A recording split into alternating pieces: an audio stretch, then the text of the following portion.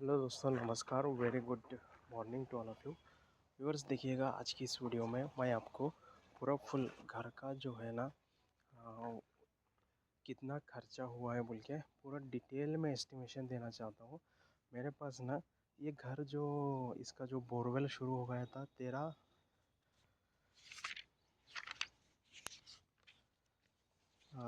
गणेश चतुर्थी के दिन हुआ था 31 अगस्त 2022 और आज जो तारीख है ना 23 सितंबर, लगभग एक साल हुआ है। तो एक साल के अंदर इतना काम हो चुका है। तो और थोड़ा बहुत कुछ नीट स्लो एंड स्टडी काम चल रहा है। तो अब तक कितना खर्चा हुआ है, मतलब जो कोई भी लोग अगर G+1 बना रहे हैं तो उनके लिए कितना खर्चा आता है वो डिटेल एस्टिमेशन मैं बताना चाहता हूँ। देखिएगा वीडियो को, एंड अगर आप नए चैनल पर सब्सक्राइब कर दीजिएगा।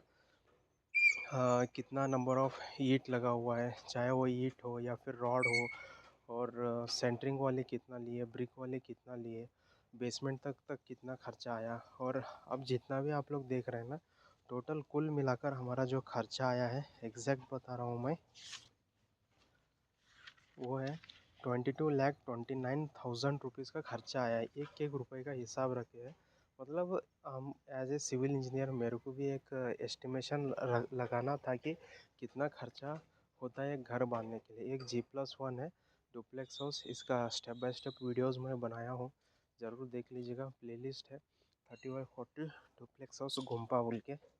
और इसमें देखिएगा हम स्टार्टिंग में एक मार्किंग किया था। इधर एक सेप्टिक टैंक है, यहाँ पे सेप्टिक टैंक नहीं, यूजीडी रहता है ना, जनरली जो रहता है यूजीडी इस तरफ है। तो यूजीडी के ऊपर ना पॉइंट रख के हम बेसमेंट हेड 5 फीट लिया था। तो इस घर में कुछ थोड़ा बहुत कुछ माइनर मिस्टेक हुआ है, रूम में नहीं, प्लानिंग में नहीं, बस जो अटैचमेंट रहता। एक तो बेसमेंट हाइट 5 फीट हम लिए हैं। फिलहाल रोड था, लेआउट का रोड है, लेआउट का रोड होने के बाद नेक्स्ट जो आता नॉर्मल रोड आता देखो। तो अभी कैसा है, नॉर्मल रोड है तो अब इसके ऊपर 9 इंच, कम से कम 9 इंच आता। अगर हम 5 फीट बेसमेंट हाइट रखे बोले तो पार्किंग हाइट जो है ना दोस्तों, 5 में से 9 इंच निकाल दीजिएगा, लगभग 1 फीट निकल जाए, बच गए 4 फीट। 4 फीट पार्किंग हाइट आप चाहे तो ले सकते हैं, 2 फुट 9 इंच तक पार्किंग हाइट लेके बाकी का जो है ना बेसमेंट हाइट लीजिएगा। अभी देखो ये वाला फ़िलहाल जो लिया गया है ना, ये 2.5 फीट तक है, ऑलमोस्ट 2.5 फीट तक है। इसके बाद नेक्स्ट जो बेसमेंट हाइट है वो 2 फीट तक लिया गया है। ओके। तो लेआउट में अगर आप घर बांध रहे बोले तो रोड से ना 4 फीट लीजिएगा, इनफ है। वो एक माइनर मिस्टेक हुआ। दूसरी मिस्टेक बोले तो ये बाजू वालों को अगर हमारा घर एक कंबाइंड करके बांधे ना, ये दूसरी वाली मिस्टेक है। ओके। इन चीज़ों ये दो ही एक माइनर मिस्टेक हुआ है, बिकॉज अगर पानी, बारिश का पानी गिरने से ना दोनों घरों में पैचेस आने का चांसेस रहता है, उसको आप लोग अवॉइड कर सकते हैं। चलिए अब हम वॉक थ्रू देखते हैं इस घर का, इस घर के अंदर क्या क्या है खासियत, वो देख लीजिएगा। तो साइड प्रोफाइल मैं दिखाता हूँ आप लोगों को। ये वाला जो है साइड व्यू, इधर भी देखिएगा, सिर्फ हमारा स्टेयरकेस आ रहा था वो वहाँ तक ही लिया गया, बाकी का पूरा जितना भी है फुल सराउंडिंग ऑफसेट एरिया दिया गया, प्लस सराउंडिंग पूरा कंप्लीट क्लियर लिया गया। इधर हमारा ऑफसेट एरिया आ रहा बोल के थोड़ा बहुत कुछ बाहर लिया है, बस उतना ही। एंड यहाँ से हमारा एंट्रेंस हुआ। एंट्रेंस के बाद नेक्स्ट आता ये वाला चीज़ देखिएगा। ये अभी रोड इस तरह से है, जैसे कि आप लोग देख रहे हैं दोस्तों, रोड ना, रोड इस तरह से है। ओके। रोड इस तरह से है बोल के अपन जो है ऐसा लिया हुआ है। सो ऐसा अब मैं चढ़ा के आपको दिखाता हूँ। अगर ये यहाँ तक जो है मैक्सिमम रोड का हाइट आ जाएगा जब उन्होंने बनाते देखो, तो ये एक सेपरेट रैंप स्टेप्स बनाया गया, सो दैट हमको जो है कार पार कुछ भी करना नहीं था। बस नॉर्मल रैंप रहना, 2 फीट का अगर रैंप लिए समझो, सीधा बाइक अंदर चढ़ जाता। तो इधर और एक स्टेप आया तो आएगा, यहाँ पे ये लेवल पे एक स्टेप आ जाता है, 6 इंच। ये फिलहाल तो नॉर्मल हाइट दिख रहा है, ये और एक 5 इंच का स्टेप आया समझो, जब का जब बराबर होगा। ऑलमोस्ट फ्यूचर में कभी भी रोड बन गया समझो ये लेवल तक, अगर ये लेवल तक हमारा। और जिस दिन हमको नाला क्लीन करना है, सीवेज क्लीन करना है, जो भी इसके नीचे हम आराम से जा सकते, तो इसको एक एक्स्ट्रा खर्चा हुआ है समझो। ओके। इस ये खर्चा कितना बोले तो रैम के लिए देखो, माल मटेरियल 10,000, लेबर 10,000, सो लगभग 20,000 का खर्चा हुआ समझो। ओके। और सेंटरिंग वालों का जो रेट किया गया था नीचे लिंटल लेवल तक एक सेंटरिंग वाला कर को गया, फिर बाद में फिर दूसरे जन को लगाया। सो लगभग 3 लाख के ऊपर जो है सेंटरिंग वालों को चलेगा। ब्रिक वर्क के लिए ना पूरा गुत्ता दिया हुआ है 5 लाख रुपए में G+1 का, जो भी फ्रंट टेलीविज़न हो, जो भी A to Z आएगा। ओके। आप लोग ना जब भी सेंटरिंग का काम लेते देखो, तब रैंप हो या फिर ये वाला हेडरूम हो या फिर गेट पिलर, इन सब चीज़ों का आप पहले ही बात कर लीजिएगा। हेडरूम का जो पिलर आता, छत आता उसका। और दूसरी चीज़ मैं जो बता रहा था देखो, इनका कंबाइन करके हम भी बना लिए। वहाँ से पानी टपक रहा है, बारिश के मौसम में आता, जब पूरा सूख जाता देखो तब नहीं आता। या फिर ग्रूटिंग करके ना आप लोग कर सकते हो, उधर से थोड़ा सा पानी आ रहा हो, वो एक ही दिक्कत हुआ। बाकी का सब A to Z अच्छा है। डुप्लेक्स है, घर के अंदर अच्छा व्यू आया। इधर सेप्टिक टैंक है। यहाँ पर देखिएगा, अभी हमारा रोड ये लेवल पे आया, ये लेवल पे आया, बट यहाँ से अगर देखें तो ये 2.5 फुट हाइट है। अभी 6 इंच का ये पूरा भर जाता है यहाँ पर। ओके। जब 2 फीट ये हाइट हो जाता, 2.5 फीट तक ये वाला एक 3 फीट रख लीजिए, फ्यूचर में रोड बन गए तो उसको उसको बराबर हो जाता। और इधर जो है ना एक स्टेप आके वहाँ पे एक राउंड सीढ़ी आने वाला है। इधर से एंटर करें अपन, एंटर करते ही ये वाला चीज़ कैसा लिया गया, हम एंट्रेंस किए, एंटर करने के बाद ये पूरा जितना भी एरिया आ रहा, ये हॉल आ जाता है फुल। यहाँ पे टीवी यूनिट एरिया आ जाता है। और इधर से ही जो है ना एक कॉमन बाथरूम लिया गया। मतलब यहाँ से भी जा सकते हैं बाथरूम के अंदर, उधर से भी आप बाथरूम के अंदर जा सकते हैं, उस तरह से लिया गया। ओके। एक 20 मिनट का होने दो वीडियो, बट पूरा देख लो, मेरे पास पूरा फुल लिस्ट है, दिखा देता हूँ। और बिग साइज विंडोज़ लिया गया। ऊपर ये डबल हाइट हॉल है। ओके। इधर स्टेयरकेस एरिया, डाइनिंग एरिया। ये वाला जो एरिया आप लोग देख रहे हैं देखो, ये जितना भी एरिया देख रहे हैं ना, स्टेयरकेस एरिया आ रहा। और इधर जो है आप अपन डाइनिंग एरिया बिठा सकते हैं, एक हैंड वॉश ले सकते हैं, या फिर इसके बाजू में बैठ के आप लोग खाना खा सकते हैं। एक अलग ही व्यू फीलिंग आ जाता है। इधर जितना भी एरिया आ रहा आपका एल शेप में, जो है किचन आ रहा है प्लस एक पूजा रूम। मेरा एक ओपिनियन था दोस्तों, जब भी आप पूजा रूम लेते हैं ना, मीडियम छोटा साइज़ में लीजिएगा। बड़ा ही रहना बोल के कुछ भी नहीं। अगर यहाँ पर पूजा रूम जो छोटा लेते थे ना, तो big size window, big size kitchen platform आता था, वो एक अच्छा था। और बेसमेंट तक हमारा जो खर्चा हुआ है दोस्तों, 7 लाख, लगभग 7 से 8 लाख रुपए खर्चा हुआ है बेसमेंट में। बिकॉज़ कैसा लिए गए अपन, ये भी पूरा फुल दीवार बांधे गया। और कई लोग क्या करते हैं, बीच में जो आता देखो, यहाँ पर दीवार नहीं लेते वो लोग, सिर्फ प्लिंथ बीम लेके नीचे मट्टी डाल देते। सिर्फ आउटर जितना है उधर ही प्लिंथ बीम दीवार उठाते थे, बेसमेंट का दीवार। बट इस साइड पे ऐसा नहीं किया गया। पूरा जितना भी है, अगर ये देखिएगा, इधर प्लिंथ बीम है, नीचे दीवार के नीचे प्लिंथ बीम है, प्लस उसके नीचे ना दीवार है डबल पन्ने का। सेम वैसे ही उधर भी प्लिंथ बीम है, उसके नीचे दीवार है दोस्तों। तो इस तरह से लिया गया अपन, जो भी घर का है एकदम सिस्टमेटिक तरीके से लिया हुआ है। फिर उसके बाद अपन चलते हैं ऊपर की तरफ। ये जितना भी आप देख रहे हैं ना, स्टेयरकेस रूम एरिया है, स्टेयरकेस, हेडरूम। और अब तक कुल मिलाकर वही मैं बताया हूँ, 22.5 लाख के ऊपर चले गया। एंड और एक तीसरी एक माइनर मिस्टेक मेरे को ऐसा लग रहा है कि ये वाला संकन स्लैब लिया गया था। बिकॉज़ फ्यूचर में क्या है, ये बाथरूम आ रहा, समझो बाथरूम ना थोड़ा हाइट पे आता ना, हाइट पे नहीं आना बोल के अपन संकन स्लैब लिए थे। तो फिलहाल इधर पानी ठहर रहा है, वो एक दिक्कत हुआ है थोड़ा बहुत कुछ। एंड दूसरी बात करें तो वही दोस्तों, इसके अंदर पूरा फिलअप कर लेना पड़ता है। ये बहुत बड़ा है, इस गड्ढे के अंदर ना बहुत फिलअप करना पड़ता है। अगर आप ब्रिक्स यूज़ करें समझो, वो बड़ी मिस्टेक होती। क्यों बोले तो ब्रिक्स का नेचर ही ऐसा है कि वो पानी खींच लेता है। ओके। उसके बदले में आप लोग एएसी ब्लॉक्स का इस्तेमाल करिएगा। तो वो एक मेरा एक ओपिनियन था कि ये आप संकन स्लैब नहीं लिए तो ये अच्छा था, ऐसा लग रहा था। बट देखते हैं, इसको ज़्यादा हाइट नहीं बनना। वो रूम से ये रूम तक एक 6 इंच का डिफरेंस रख के ना, तो काफ़ी कम मटेरियल फिलअप हो जाता है इसके अंदर।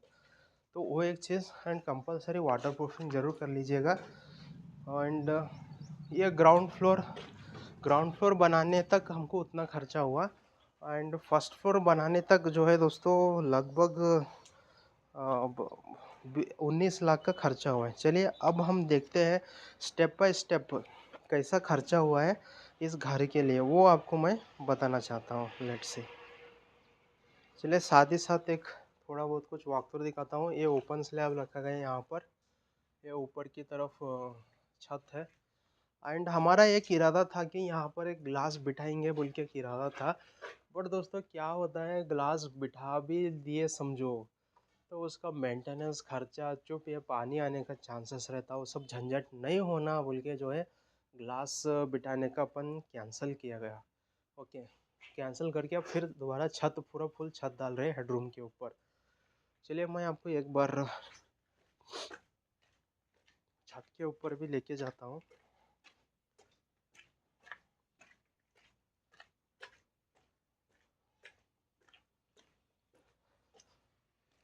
ये वाला जो है दोस्तों छत है और हेडरूम है। हेडरूम 7 फीट हाइट पे लिया गया है और इधर से देखें तो काफ़ी बड़ा दिख रहा है। वो मैं बता रहा था आप लोगों को पानी कहाँ से आना है बोल के। ये वाली माइनर मिस्टेक आप लोग मत करो दोस्तों, चिपक के मत लो। अगर इन्हों लिए बोले तो आप थोड़ा सा जगह छोड़ के लीजिएगा, ठीक है। पानी जाने का चांसेस रहता, वो टपकते रहता समझो, वेटनेस रहता। फिर दीवार को आप लोग पेंट किए तो भी पैचेस दिखाई देता। सो उन सबको आप लोग अवॉइड कर सकते हैं। अब हम खर्चा कितना हुआ है वो एस्टिमेशन आपको बताता हूँ शुरू से लेके अंत तक। वही मैं आपको स्टार्टिंग में बताया था, वीडियो देखने के लिए पेशेंस होना बोल के। तो अब तक हमारा खर्चा इतना हुआ देख लो, 22,29,135 अब तक जितना भी ये सब कंस्ट्रक्शन आप लोग देख रहे हैं ना, ये जितना भी अब फ़िलहाल है। और जिस दिन हम डबल छत डाले ना उस दिन तक 20,77,000 रुपीज़ का खर्चा हुआ था। तो ऐसे पूरा लिखे हैं डेट वाइज कब कितना खर्चा हुआ है बोल के। सो फर्स्ट खर्चे की बात करें तो दोस्तों फर्स्ट हमारा खर्चा शुरू हुआ था कंस्ट्रक्शन परमिशन के लिए। 25,000 का चालान निकालना पड़ता है कंस्ट्रक्शन परमिशन के लिए। 18,000 रुपये जो है एक्स्ट्रा मतलब रिश्वत देना पड़ता है उन लोगों को। और बूढ़ा मतलब बीदर अर्बन डेवलपमेंट अथॉरिटी में 6,000 रुपये का परमिशन निकालना पड़ता है, उधर 6,000 लिए। डिजिटल खाता के लिए 4,000। टेम्पररी मीटर 1 किलोवाट, एक्चुअली हम 2 किलोवाट लेना था बट लिए अपन 1 किलोवाट का। सो ये 7,000 रुपये का खर्चा आया टेम्पररी मीटर के लिए। ओके, इधर क्या हुआ फिर दोबारा हम ये पैसे डिपॉजिट अमाउंट इसको कैंसिल करके फिर 2 किलोवाट का बना लिए, तब हमारा बिल फिर 14,000 रुपये का उधर खर्चा हुआ। सो जब भी आप टेम्पररी मीटर लेते हैं ना 2 किलोवाट का लीजिएगा, नहीं तो एक केबी वाले फ़ाइन लगाते। देखो कई को बोलो हमारा मोटर ही 1.5 HP का रहता। ओके, तो उसकी वजह से उसको होना 2,000 किलोवाट, और जो इसीलिए वो फ़ाइन लगाते BMD क्या क्यों रहता। फर्स्ट हमारा खर्चा हुआ था ये बोरवेल पॉइंट सिंग, मतलब जो बोरवेल पॉइंट देखते हैं ना, वो एक सर आपको देखे थे हाई स्कूल टीचर, वो 2,000 रुपये फ़ीस लिए। फिर उसके बाद एक बल्ब बोरवेल परमिशन, और बोरवेल परमिशन के लिए भी 12,000 रुपये का खर्चा आया। बोरवेल ड्रिलिंग उसको 1 लाख रुपये का खर्चा आया। ओके, एक ट्रैक्टर रेती वो सब लाए। ये बोरवेल का रेट है, जितना भी आप लोग देख रहे हैं ना बोरवेल का रेट है। ओके, कितना खर्चा आता है ये बोरवेल का रेट है। फिर हमारा शुरू हो गया था लेबर क्लीनिंग काम करती वो सब छोटे छोटे चिल्लर item, temporary meter board fitting and all worker. So worker charge सब lineman fitting and pipe round, ये केवी वाले आके लिए थे पैसे। बोरवेल मोटर फिटिंग, बोरवेल पूरा वो ड्रिल करने के बाद मोटर का खर्चा आया था हमारा 28,000 रुपये का। सर्विस चार्ज फिटिंग दोनों 1,000 रुपये लिए थे। ओके, फिर उसके बाद प्लॉट क्लीन करने को JCB लगाए, 2500 गए, 2.5 घंटा लगा था। और ये टिन शेड मारने के लिए ना मटेरियल जो लगता है, देखो ये वाला जो देख रहे हैं ना टिन शेड, इसको जो खर्चा आया था 11,500 रुपये का खर्चा आया। फिर उसके बाद तांडूर का फर्सी होना ना टिन शेड के अंदर, सीमेंट वो उधर 1360 रुपये। फिर हार्डवेयर मटेरियल, ऑटो किराया लगा है, ये लेबर चार्ज है, रेशम डोरी वो सब, ये सेंटरिंग के लिए जो भी होना वो मटेरियल लाए हैं, 1770 रुपये का खर्चा उधर। ये सेंटरिंग वाला लिया 1500 रुपये मार्केट के दिन, वो सेंटरिंग उधर वो अलग रहता बोल के, ठीक है। जेसीबी, फिर जेसीबी लाया था, जेसीबी भत्ता 500 रुपये लिया, ओके। 1200 रुपये 1 घंटे को, सो 4.5 घंटे का लगा था, सो 6100 रुपये हुए थे। ये इधर 10,000 रुपये नुकसान हुआ। जेसीबी रिफिलिंग, फिर दोबारा पूरा प्लॉट क्लीनिंग किया, फिर 1100 गए। फिर दोबारा लेबर के साथ ना मार्किंग किया, 200 रुपये लिया। कॉलम फुटिंग एक्सकेवेशन 5,000 रुपये, ऐसे स्टेप बाय स्टेप गए हैं। फिर उसके बाद कॉलम के लिए भी रॉड होना ना, 3 नवंबर को लाया अपन, 87,605 रुपीज़ का रॉड का खर्चा हुआ। JSW जो है 16 mm का, एक पीस 1550 रुपये में एक पीस था, तो टोटल 62,000 लगा। बाइंडिंग वायर एक 10 किलो लाए, 95 रुपीज़ पर केजी। ट्रांसपोर्टेशन 1000 रुपये किराया लिया उन्होंने। कॉलम फुटिंग एक्सकेवेशन, फिर ऐसे ही चलते गए, खर्चा होते गया दोस्तों। कंकर लाए थे 10,000 रुपये का, सेंटरिंग वालों का पेमेंट 12,000। फिर नवंबर आया, नवंबर के बाद लाल पत्थर मंगाए, वो भी लगभग 7,848 रुपीज़। उनका लेबर चार्ज बहुत बहुत हुआ है खर्चा। ऐसे ही अब देखो, लाइट बिल 5-5,500 लाइट बिल आता था महीने को। 10 दिसंबर तक प्लास्टर ऑल क्लियर करते, यहाँ तक दोस्तों 6,89,000 हुआ था। फिर उसके बाद सेप्टिक टैंक स्लैब वर्क 1,000 रुपये एक्स्ट्रा दिया, 2 फीट एक्सटेंशन किए थे ना उसके लिए। फिर उसके बाद धुम्मूस मारने का रहता, मट्टी के लिए वो ये खर्चा बोले तो भी ना। और JCB back filling final work till 9 March. ईट लाए 5,000 का ईट, 39,000 रुपीज़ गए उसमें, 5,000 ईट के लिए। 7 रुपये 9 पैसे में दिया गया था। फिर उसके बाद दोस्तों ब्रिक वर्क का शुरू हो गया था, लेबर पेमेंट इस तरह से ये। फिर उसके बाद ये ग्राउंड फ्लोर का स्लैब, ये फर्स्ट फ्लोर का स्लैब। सो ग्राउंड फ्लोर का स्लैब करते समय भी खर्चा होते गया, हर रोज़ 5-5 हज़ार देते गए सेंटरिंग वालों का। पहला वाला सेंटरिंग वाला छोड़ को गया, फिर बाद में ये दूसरा वाला आया। फिर रंदा मारना, टोचन मारना बोल के हमारे से एक्स्ट्रा लिया लेबर। फर्स्ट स्लैब हुआ देखो 14,76,000 गया। जब उसके बाद नेक्स्ट SK ब्रांड का ईट मंगाया 7.9 रुपीज़ के हिसाब से, सो 1,20,000 रुपीज़ उधर खर्चा हुआ, ओके। फिर उसके बाद ये फर्स्ट हुआ, ये ब्रिक्स जो देख रहे हैं ना, लगभग 1 लारी का है इसके अंदर ये ईट। इलेक्ट्रिकल आइटम फर्स्ट फ्लोर तक, मतलब बेसमेंट वो सब पकड़ के गए तो 14.5 लाख रुपए गए, ओके, खाली फर्स्ट बेसमेंट। उसके बाद नेक्स्ट जो आया देखो, छत तक मैं बोल रहा हूँ आप लोगों को, तो 20,77,000 रुपीज़ गया। मतलब उसको इसको कंपेयर करें तो लगभग 6 लाख के अंदर ये ग्राउंड फ्लोर का 15 लाख गया, फर्स्ट फ्लोर का 6 लाख रुपए गया। तो इससे आप लोग समझ सकते दोस्तों बेसमेंट में कितना एक्स्ट्रा हुआ है बोल के। सो आपको इजीली 15 लाख रुपए खाली बेसमेंट तक गया। उसके बाद अब तक जो भी मटेरियल वो सब जो देख रहे हैं ना, 22,29,000 खर्चा हुआ। सो साथियों ये था एस्टिमेशन इस घर का। एंड